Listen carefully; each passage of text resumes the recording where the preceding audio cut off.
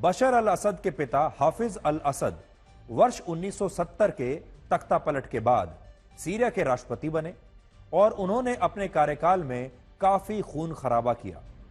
वर्ष 1982 में उन्होंने आतंकवादी संगठन मुस्लिम ब्रदरहुड के खिलाफ हुए संघर्ष में 20,000 मुसलमानों की हत्या कर दी थी। हाफिज अल असद को उस जमाने का सबसे बड़ा तानाशाह माना जाता था और उनके बाद उनके बड़े बेटे बासिल अल असद को सीरिया का अगला राष्ट्रपति बनना था। लेकिन जनवरी 1994 में बड़े बेटे की एक कार दुर्घटना में मौत हो गई और बहुत सारे लोग इस दुर्घटना को भी एक गहरी साजिश का हिस्सा मानते थे।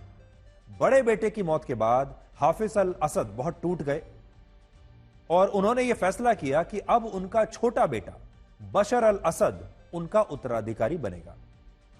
उस समय उनका छोटा बेटा बशर अल असद लंदन में डॉक्टर बनने की पढ़ाई कर रहा था और एक आई सर्जन बनने के लिए उनकी ट्रेनिंग चल रही थी।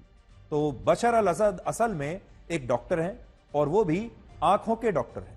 आंखों के डॉक्टर थे, लंदन में रहते थे। राजनीति से उनका दूर दूर तक कोई लेना देना नहीं था, ना ही कोई उनकी दिलचस्पी थी। लंदन में अच्छी खासी जिंदगी उनकी चल रही थी, डॉक्टर बन चुके थे और उन्हें सीरिया में राष्ट्रपति बनने में कोई दिलचस्पी नहीं थी।